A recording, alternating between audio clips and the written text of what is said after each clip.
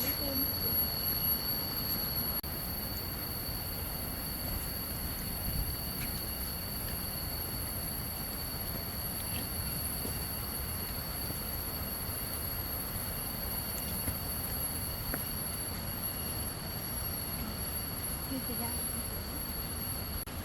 แล้วเราลงจะไม่ลงฝั่งนี้จะลงขวานี่น้ำตกอีหยังน้ำตกกินนารี อ๋อกินนารี น้ำตกกินนารีขึ้นไป มันเป็นไหลมาจากทางผุนลงมา ใช่จ้ะ ไหลมาแต่โลมา ใช่ค่ะ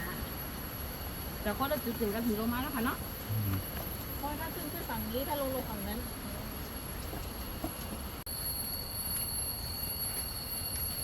อ๋อนี่ติ จ้า อืม เนี่ยค่ะต้องเบิ้งท่านจะชัดกว่าแล้วแต่คุณมองแล้วกัน อ๋อหินหัวใหญ่ดีจวดกว่าหมูแท้ปติ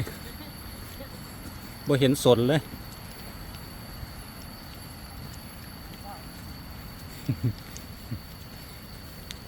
รีบไปหาน้องโลมาดิพี่โลมา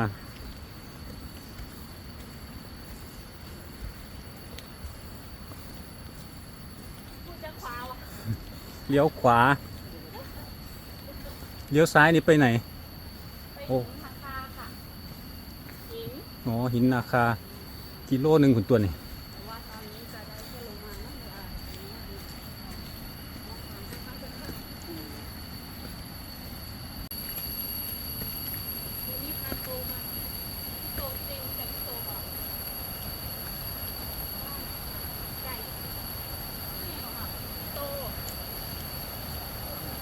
ว้าวได้ยินเสียงแล้วอันนี้เป็นหนาวกระถางไม่มีค่ะจะให้ถ่ายถึงละกัน5 นาทีเนาะเป็นไปถ่ายกับมันนะ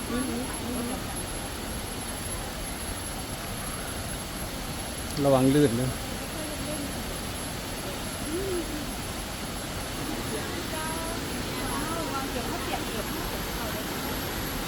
ระวังลื่นหินด้วย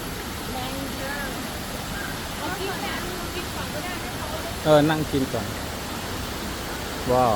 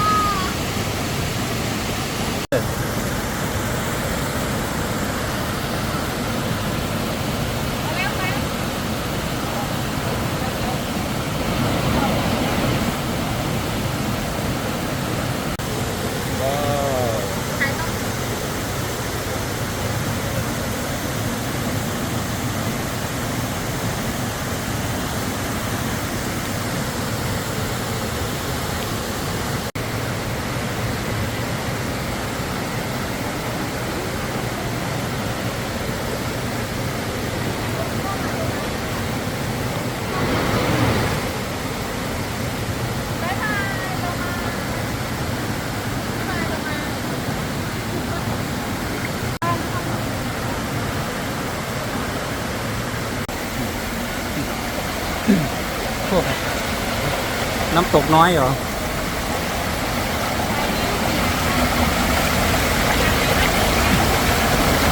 เอาไหนโอ้น้ำโอ้ตรงนี้ก็มีน้ำตกเหรอ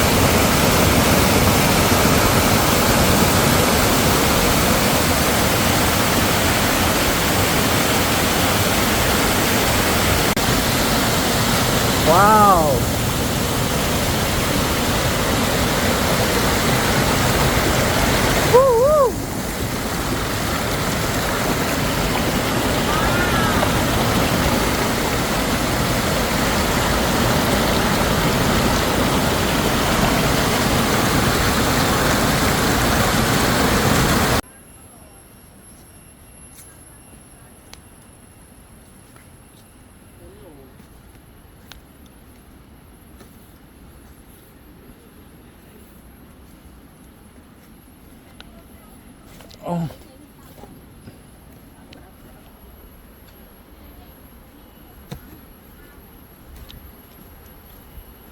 โอ้ย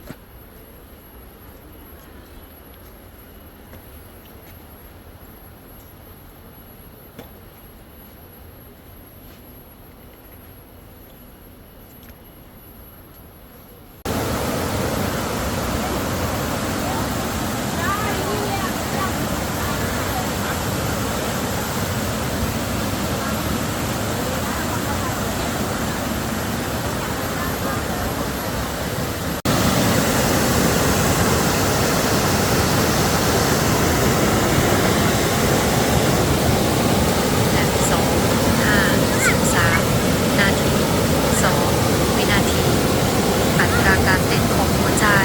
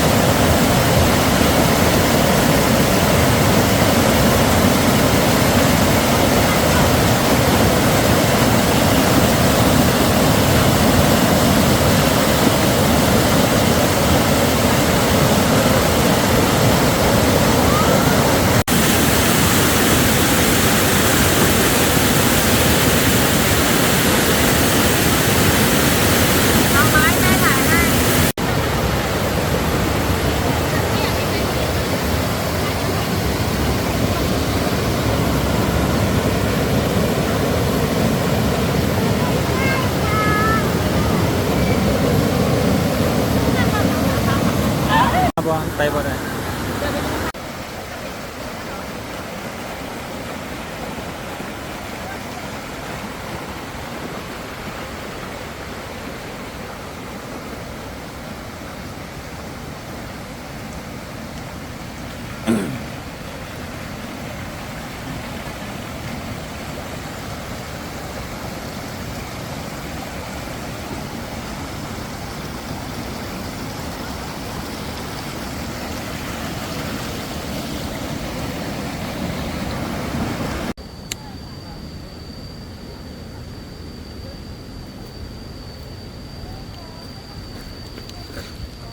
เจ็บ